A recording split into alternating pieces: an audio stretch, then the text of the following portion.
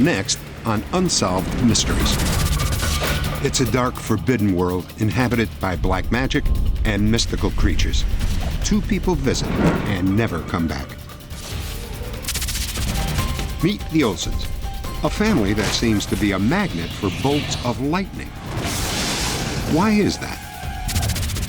Like a real-life Thelma and Louise, a middle-class mother and her best friend go on a rampage, terrorizing unsuspecting men. A guard is taken hostage during a prison break. Authorities wonder if she was part of the plan. 5 intriguing stories. Stories that you won't want to miss. I'm Dennis Farina, and this is Unsolved Mysteries.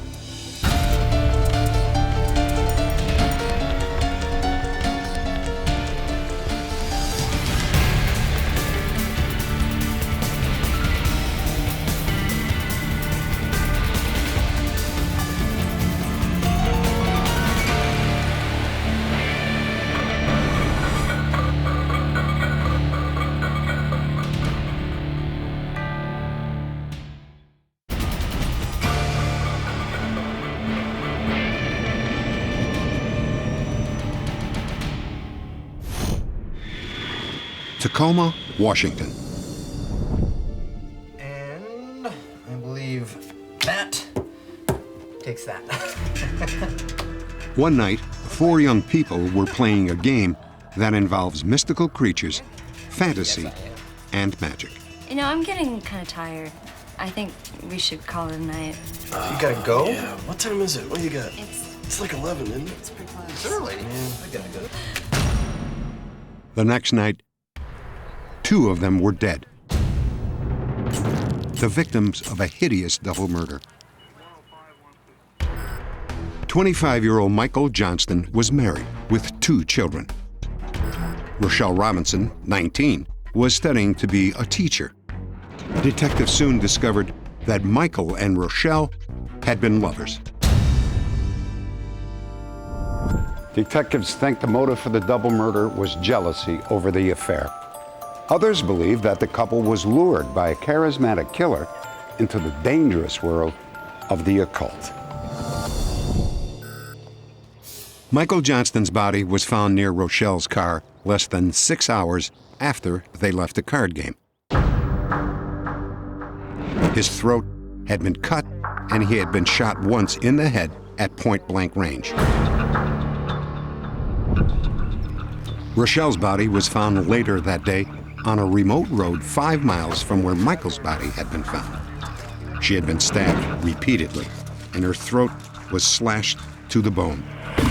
A large cardboard box covered Rochelle's body.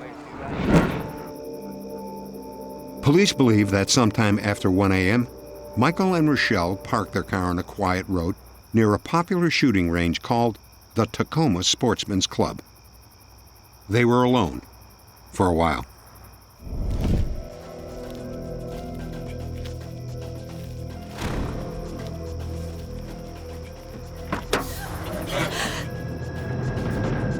They were forced to dress hastily. Rochelle Robinson had Michael Johnston's t-shirt on inside out when her body was found. And they were removed from her vehicle, probably at gunpoint. All right, look. Evidence suggested that Michael was handcuffed, then forced to kneel near the front of Rochelle's car. Let it go. All right, I need to do this. No, please. Law enforcement believes that Michael Johnston was a passive victim. The real target was Rochelle Robinson. There were several knife pricks in her neck, which would indicate to me that somebody held a knife to her throat to force her to accompany him. Detective Reinecke believes the killer then drove Rochelle to an isolated road and brutally murdered her. He also believes that it was a crime of passion. You just killed Michael! What did I just do for you? You just killed Michael! I did it for you. What I did it for you? No, don't hurt me! Don't hurt me!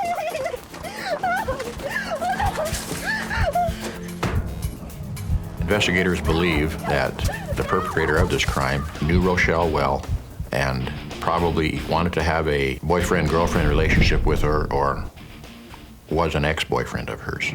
Rochelle felt that she was being stalked by a guy that came into her work approximately 3 or 4 months before they found her.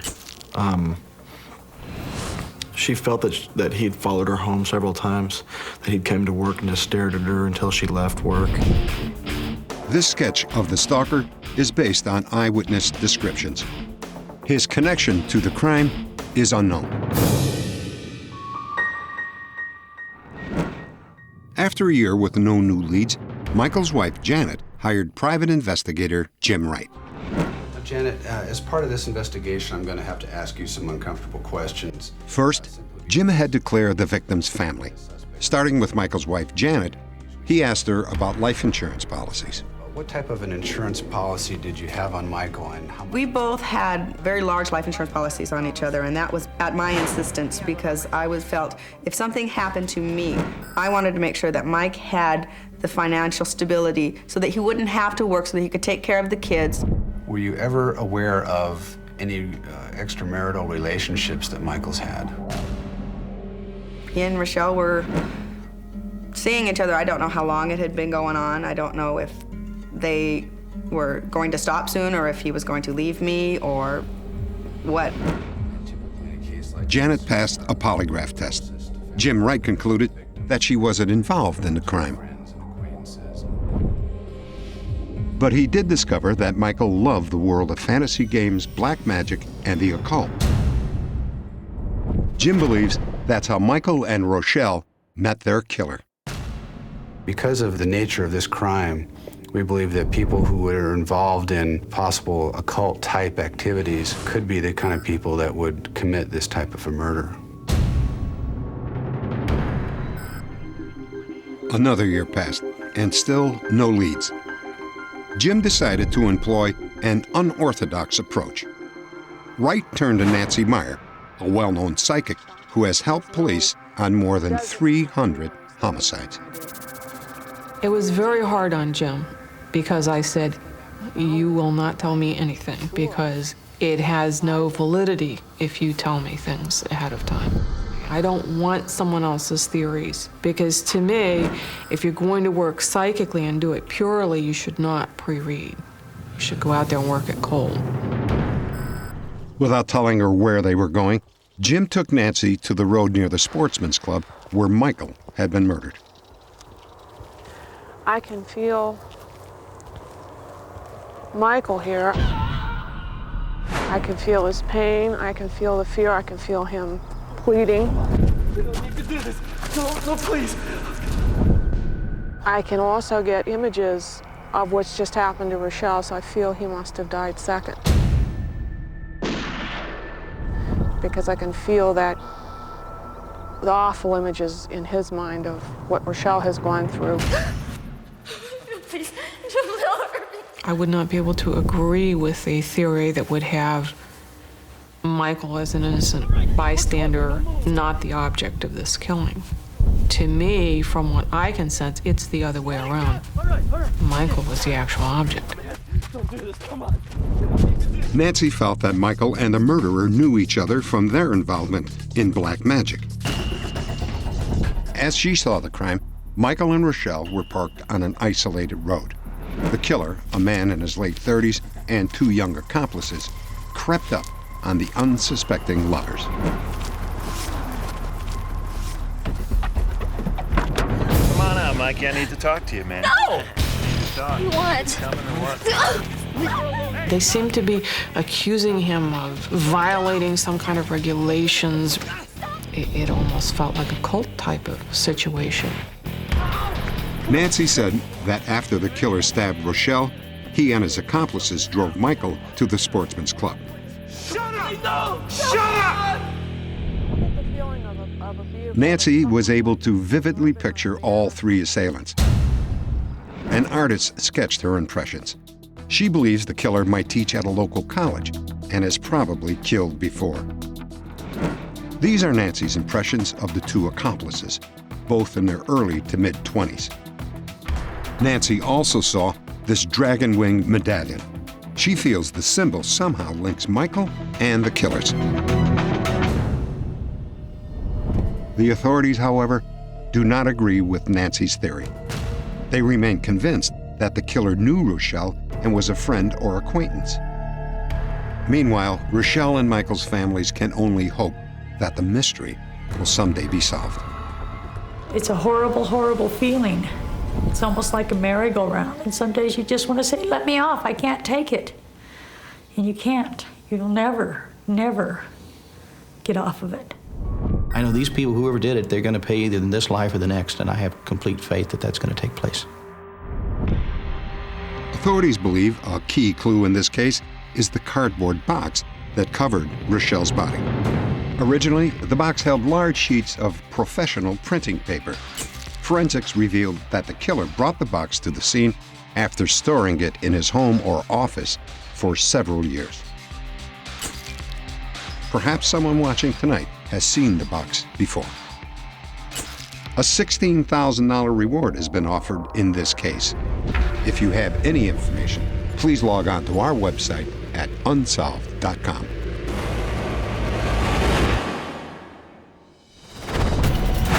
Next, an entire family seems to attract bolts of lightning. Only a lucky few have lived to tell their story.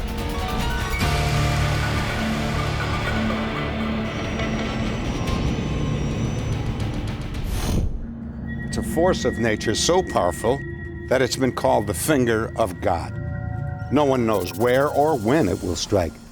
But one Illinois family seems to have been targeted time and time again. For them, every thunderstorm means possible death. I think the lightning likes us. Once in a while, if we get a bolt that strikes, real close, and start thinking about it. Since I've told coworkers and friends this, they tend to kid me a lot, and nobody wants to give me a ride home when it's raining out. I think it'll strike me again, and that someday it's going to get me and kill me. 1941, I stayed with her out in the country. Meet the Olson family of Elgin, Illinois. So was there anybody else early on? Over the last 4 generations, at least 10 members of the Olson family have had close encounters with lightning. 2 of them have died. The first person that was killed by lightning was Chris Olson, and he died in 1899. That day in May of 1899, it was very, very stormy. Dr. Chris is here. Come in, Chris, come in. Chris Olson was just 23 years old. That afternoon, he visited his fiancée and her father. Rain, I hear you having trouble on the farm. Yeah, the north fence shifted. Mud. Hi. Hello.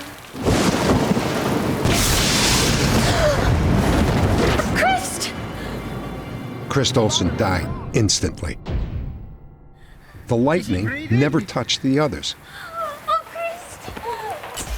More than 2 decades later, Chris' older brother Ole went out to feed the animals during a summer storm. Lightning struck him dead at the barn door. It was then that the Olsons began to wonder if death by lightning was a fate they all shared. Christine Olson, Chris and Ole's sister, lived her life terrified of lightning. I came out for my summer visit, and had a day that was very cloudy outside, and it was dark early, and so she put me to bed, and I was laying there probably a half hour, and then I could hear thunder in the background, and the lightning start, bolts of it coming down. Come, Billy, quickly, we've got to go outside. But why?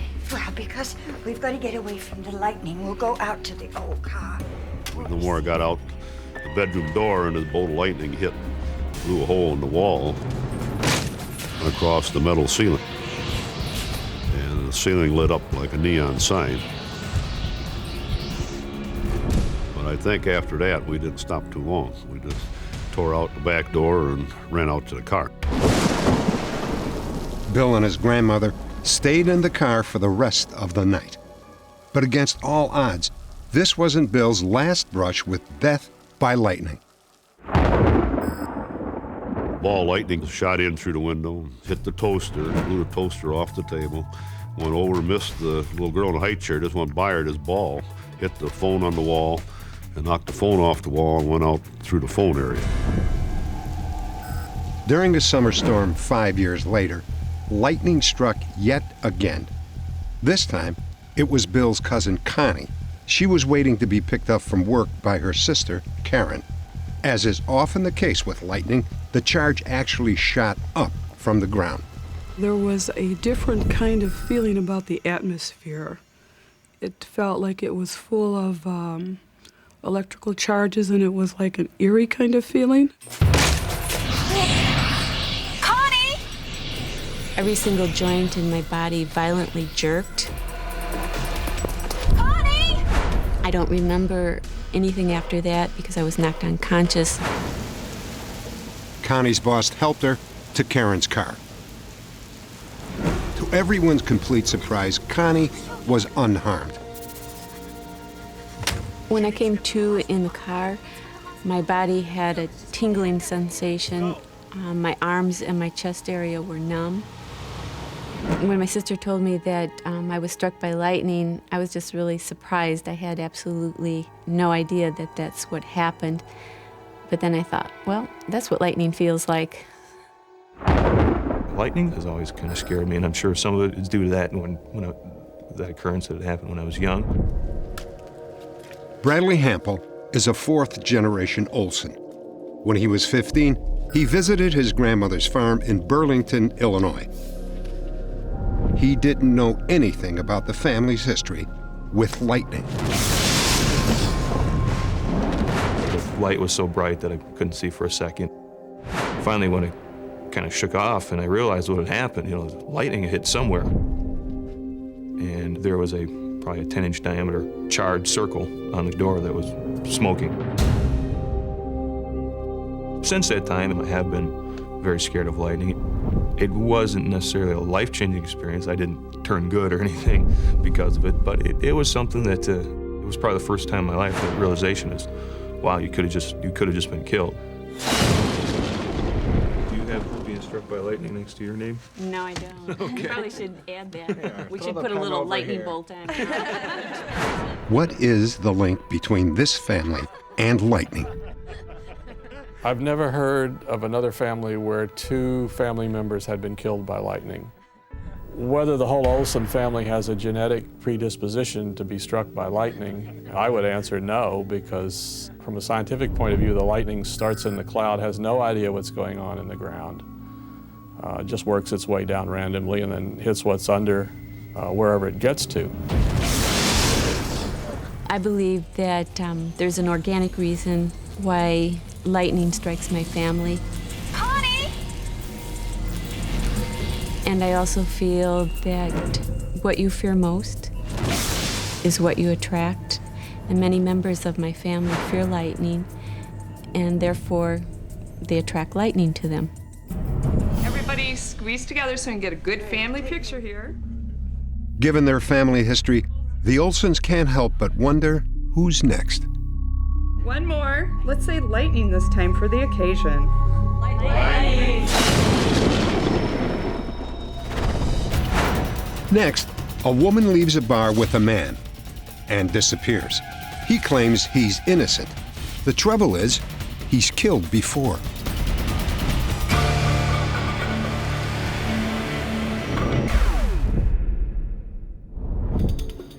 When we first aired this story, millions of viewers watched our profile of accused killer Dennis Keith Smith. Who knew that one of those viewers was Smith himself? At the age of 22, Dennis Keith Smith brutally murdered his own sister. He was sentenced to life in prison, but served only 10 years. Shortly after his release, Smith then became a suspect in the disappearance of Carolyn Killaby of Vancouver, Washington.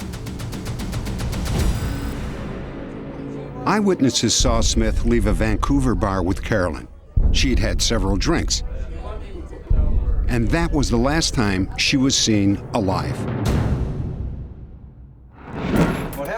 When he was questioned by police, Smith said he had nothing to do with her disappearance. What's going on? Like, what happened? Detectives didn't believe him,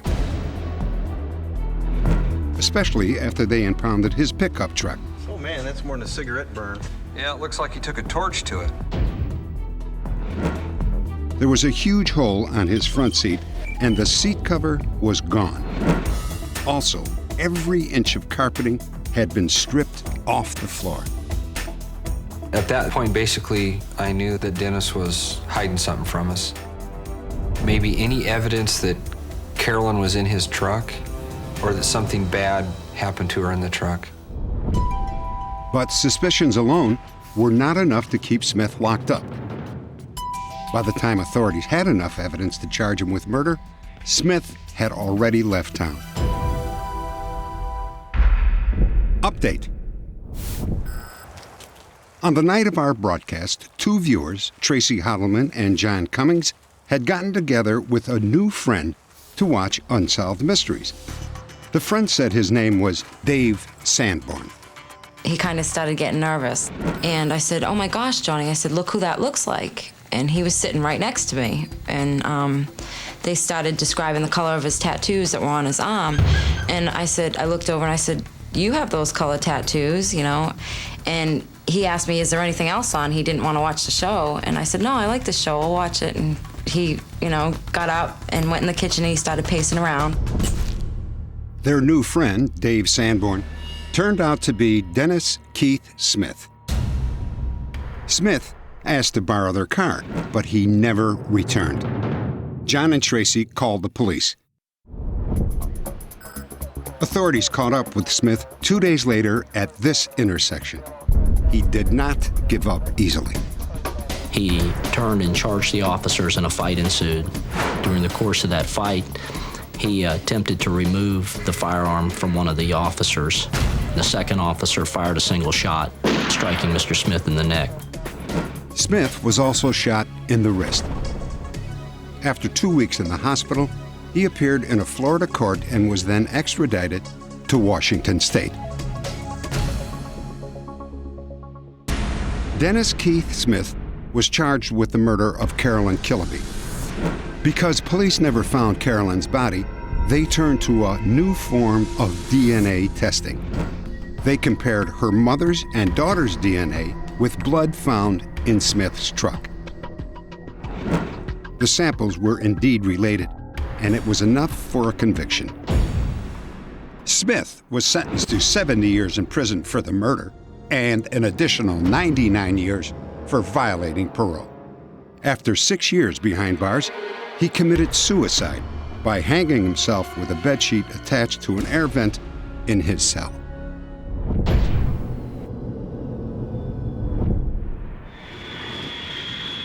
Carolyn? Yeah, okay. We're running a little late. They met while working as nurses at a psychiatric hospital in Houston, Texas. Almost immediately, the two women were up to no good. Eventually, the police would come to know them as Thelma and Louise. By day, Rose Turford was a loving wife, devoted mother, and dedicated professional. But by night... Here we are. Got the wine, the key. Great. The room's right here. Oh, good. Rose began meeting men through personal ads, and then she would lure her dates to out-of-the-way motel rooms. A little soft music, a good bottle of wine, and it was time for her friend Carolyn Stevens to enter. Sit down on the bed. The Thelma and Louise bandits moved quickly and methodically. Now take off your clothes.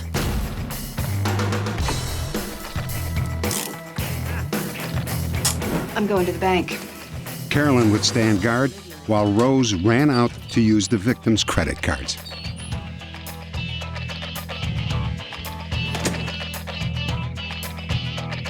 Rose and Carolyn, from the onset, wanted to be the real-life Thelma and Louise. They wanted to experience that thrill and the spontaneity, and the only thing is I don't believe they ever considered what they were going to do to their families. In 3 months, Rose and Carolyn robbed at least 10 men of more than $250,000. But eventually, their luck ran out. Carolyn and Rose were caught and arrested. Bail was set at $250,000 each. It seems as though prior to both Rose and Carolyn going to jail and being arrested, they had this pact that if one got out, they both got out. Look, I'm sorry I have to keep calling you, but Avery is putting pressure on me. Carolyn repeatedly begged Rose's parents to bail them both out. She claimed that a mysterious private investigator named Avery was threatening Rose's children. But Rose and I know what he's capable of, and we should all take him seriously. Probably the weirdest part of this whole scenario was the man named Avery. I never bought that he was real. It was just too far-fetched. But Rose's family believed Avery was real, and so did her husband's family. They even put up their house and restaurant for bail. I tried to convince the parents, don't make both bonds. And it's not often that you sit and try to speak to someone about not giving you $25,000. But I just knew it was a problem, and I knew it wasn't going to work, and it didn't. Sure enough, after posting bail, Rose and Carolyn took off again. This time, they left a letter behind which claimed they had been kidnapped by the mysterious Avery. In reality, the Thelma and Louise bandits were on the run, and now Rose's in-laws were in danger of losing their home and their business. We wanted to help in any way we could. I never once entered my mind that they would disappear. Never. I really hope that Rose and Carolyn just stop and think. They're going to basically throw really, really good, honest, hard-working people out in the streets. And if they have to go to jail, well, that's just kind of the price you pay for making a mistake. But it's a lot better to pay a price once than to pay it all your life. Update. A few months later, the Royal Canadian Mounted Police received a tip and arrested Carolyn Stevens and Rose Turford. Both women were extradited to Houston. There, they were charged with aggravated robbery and kidnapping.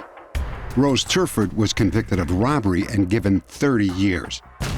She served her time and has been released. Carolyn Stevens was also convicted of robbery, but because of a plea bargain arrangement, she was given 10 years. She served 9 of those years and was released. Next, a well-respected child therapist disappears and everyone fears the worst.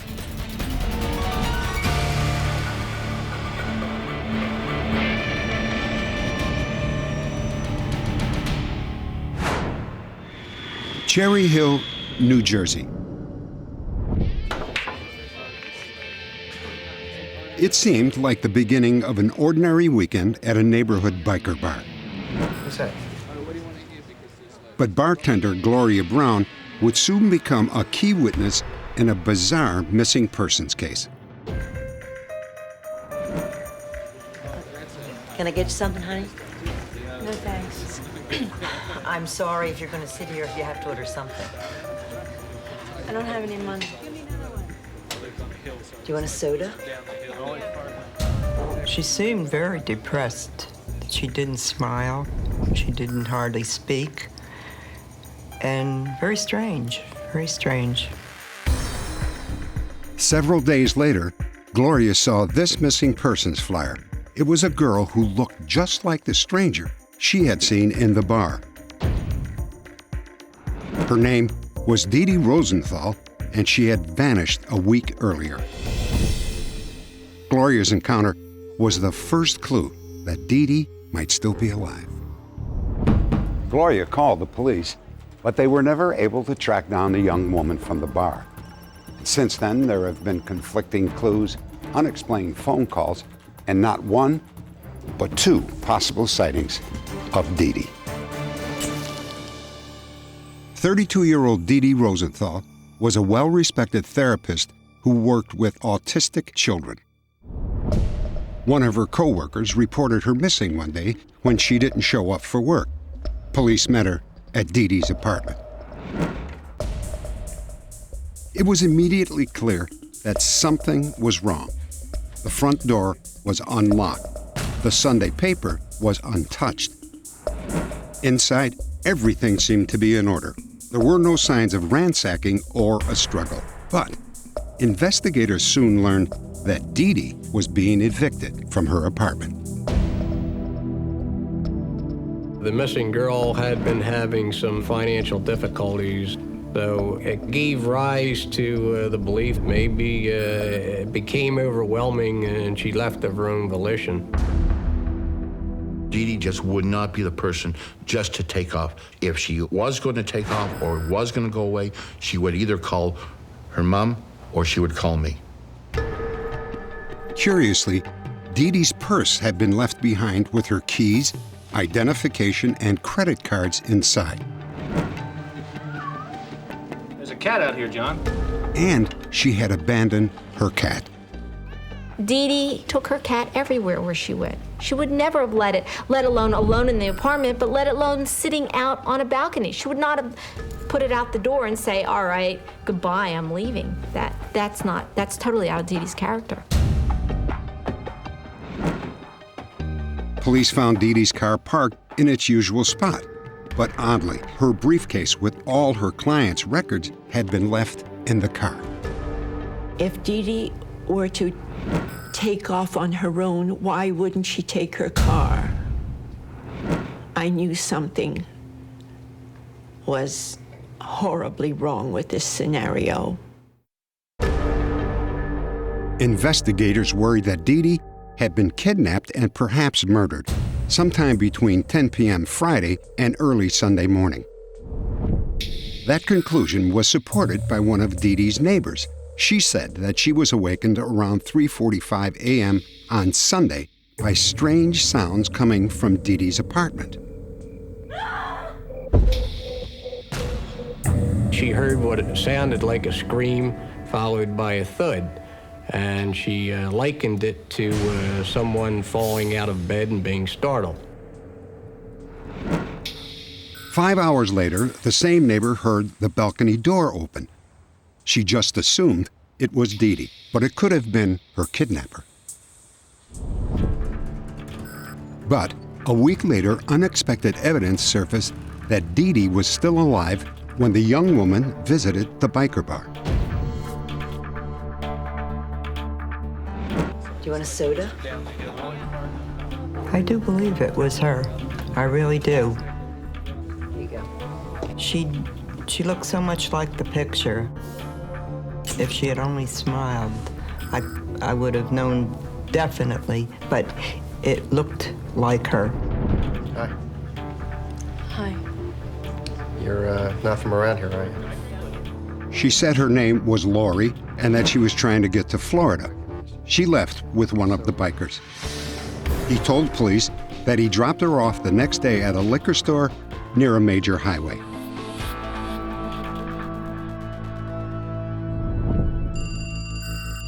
Just 1 week later, Dede's aunt, Celia, received a mysterious phone call.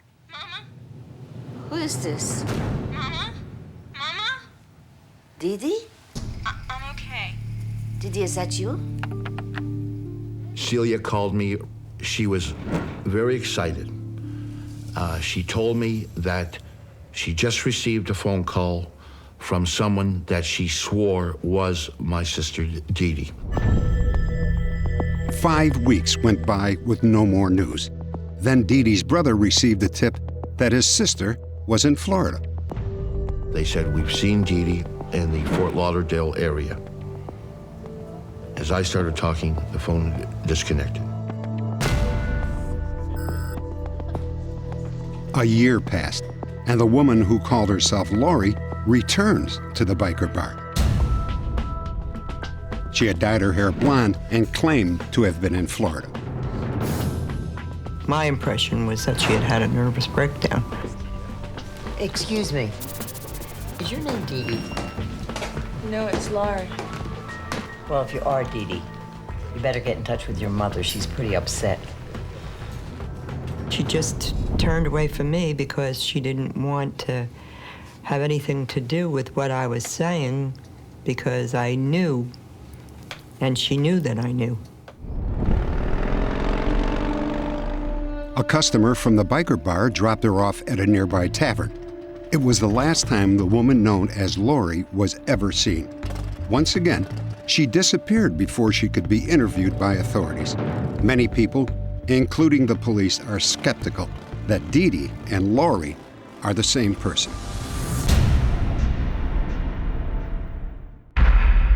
Update. Almost 5 years after Dede Rosenthal disappeared, Charles Reddish, the maintenance man in her apartment complex, confessed to killing her.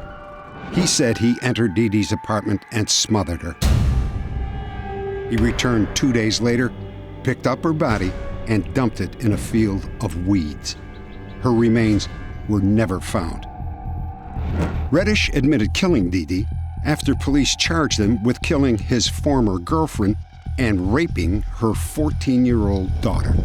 Reddish is now serving 2 life sentences plus 60 years in a New Jersey prison. Next, the story of a bold prison break and 2 unlikely lovers, an escaped convict and his female guard.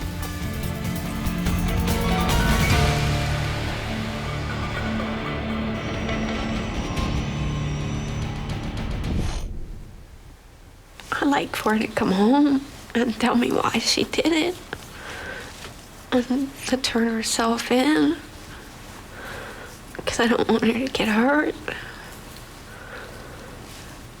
I do love her. Just, I'm confused right now. Leslie Beeman has been in anguish ever since her mother disappeared. Kay Beeman is either a hostage or she's a criminal. Leslie hopes that her mother is innocent, but no matter what, she just wants her mother to come home. Kay Beeman was divorced when her son and daughter were nearly grown. For 10 years, she had worked as a corrections officer at a local prison in Cumberland, Maryland.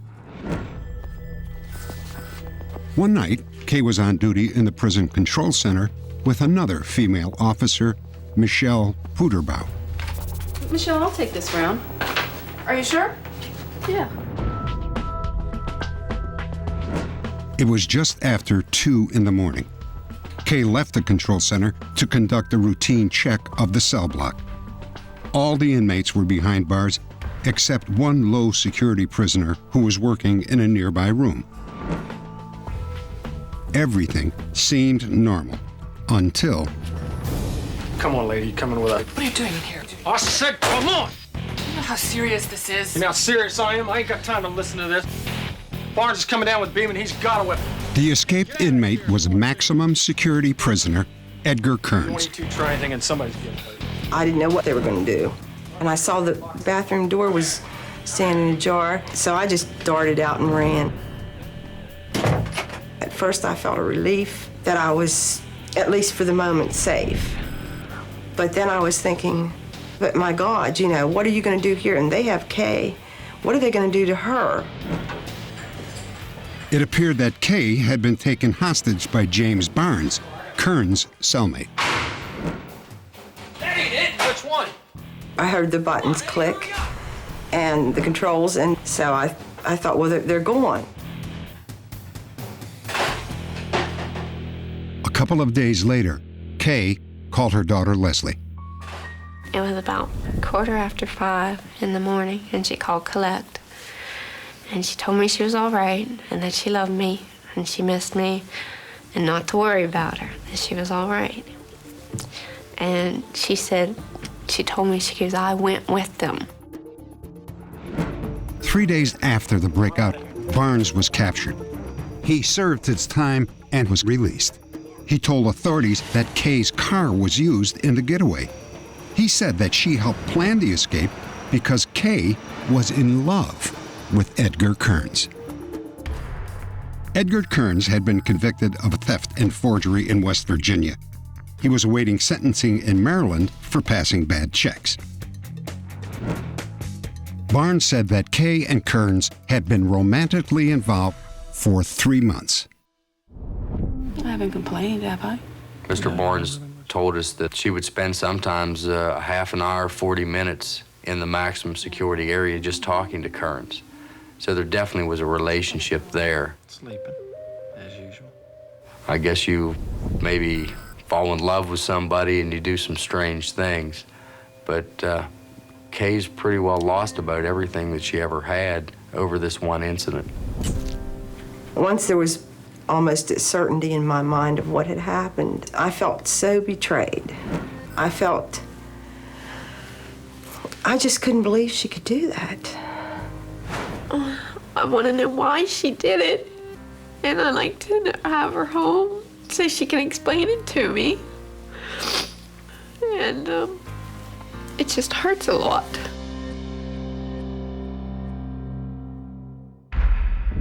Update. On the night of our broadcast, a hotel owner near Toronto, Canada, recognized Kay Beeman and Edgar Kearns from our program. They were staying at his hotel. He called the police, and 6 hours later, they were arrested. Kearns was given 5 years for his part in the crime, and Beeman 41 months.